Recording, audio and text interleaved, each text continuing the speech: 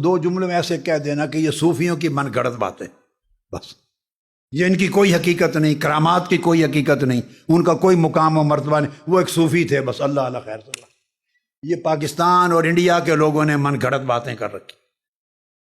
اب یہ بات ایسی ہے، بچے کمپلیکس کا شکار ہوتے ہیں، وہ سمجھتے ہیں کہ فلاں مولوی صاحب نے یا فلاں اسکالر صاحب نے یہ بات کی ہے تو اسی طرح ہوگی۔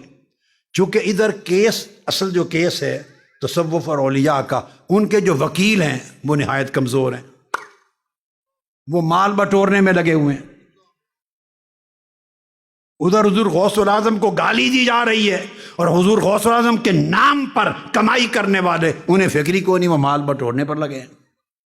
حضرت خواجہ غریب نواز معین الدین چشتی اجمیری ہوں، یا حضرت قطب الدین بختیار کاکی ہوں، یا حضرت خواجہ نظام الدین اولیاء ہوں، یا حضرت بابا فرید الدین گنج شکر ہوں، یا امام ابو الحسن شاذلی ہوں، یا شیخ شہاب الدین سہروردی ہوں، یا حضرت جنید بغدادی ہوں، سری سقطی ہوں، جتنے اولیاء، حضرت باجزید بستامی ہوں، ارے جن کے نام پر، عقیدت کے نام پر آپ لوگ کھاتے ہیں، ان کو گالیاں دی جا رہی ہیں، لوگوں کا تعلق ان سے کاٹا جا رہا ہے، ان کا تصور مسخ کیا جا رہا ہے، اور آپ کو سروکار ہی کسی چیز سے نہیں، سروکار صرف اپنی رسوم پوری کرنے اور اپنا مال بٹورنے سے ہے، بس کاروبار اور دھندا کرنے سے ہے، جس کے نتیجے میں نوجوان نسل بیک کی چلی جا رہی ہے۔ میں نے یہ جو بنیاد رکھی کہ دین کے اصل تصورات کو سمجھنے کے لیے ائمہ دین سے تعبیر اور اس کی تشریح اور معنی اور مراد ان سے لینا چاہیے۔ حضور سیدنا غوث الاعظم رضی اللہ تعالیٰ عنہ کا یہ مقام و مرتبہ کیا پاکستان اور ہندوستان کے علماء نے یا پیروں نے یا عقیدت مندوں نے گھڑا ہے یا ائمہ حدیث؟ اب میں اس طرف آ رہا ہوں، کیا ائمہ جو امت مسلمہ کی تاریخ میں اتھارٹیز ہیں، جن کا کوئی شخص انکار نہیں کر سکتا، جس کا کوئی تعلق علم کے ساتھ ہے، خواہ وہ اہل سنت ہے، خواہ وہ اپنے آپ کو بریلوی کہتا ہے، خواہ وہ دیوبندی کہتا ہے، خواہ وہ اہل حدیث کہتا ہے، سلفی کہتا ہے، جس کا تعلق بھی حدیث اور سنت کے علم کے ساتھ ہے، جو بھی مکتب فکر ہے، وہ ان کو اتھارٹی سمجھتے ہیں، انہیں پڑھے اور سمجھے بغیر کسی کی علم کی سند ہی نہیں ملتی اس کو۔ میں اب صرف ان تک بات رکھوں گا۔ انہوں نے کتابیں لکھی، سینکڑوں کتب، ان میں سے چند بتا رہا ہوں۔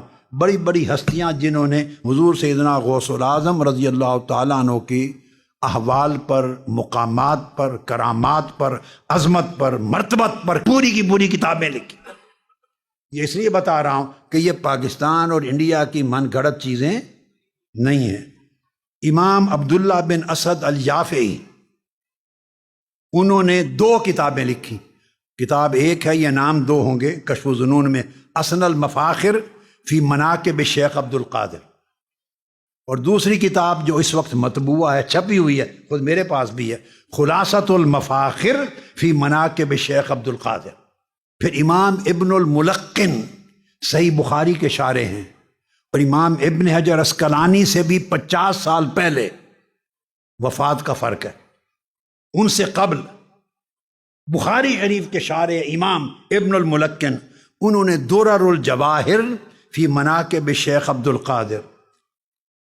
پھر امام قسطلانی، وہ صحیح بخاری کے شارح ہیں امام، ان کی شرح بخاری پڑھی اور پڑھائی جاتی، انہوں نے الروض الظاہر فی مناقب شیخ عبد القادر، یہ مواہب اللدنیہ کے مصنف ہیں، انہوں نے لکھی۔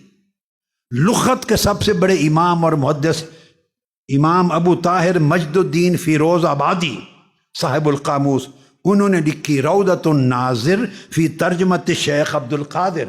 ان میں کوئی پاکستان کا نہیں ہے، پاکستان تو وجود میں نہیں آیا تھا، نہ کوئی انڈیا کا ہے، یہ ائمہ محدثین ہیں عرب اکابر۔ امام عز الدین بن عبد السلام، انہوں نے کتاب لکھی اور قصائد لکھے حضور غوث پاک کے۔ امام عبد الوہاب شعرانی نے الطبقات الکبریٰ لکھی۔ امام تاج الدین السبکی الشافعی نے طبقات و شافعیت الکبریٰ میں آپ کے تذکرے کیے۔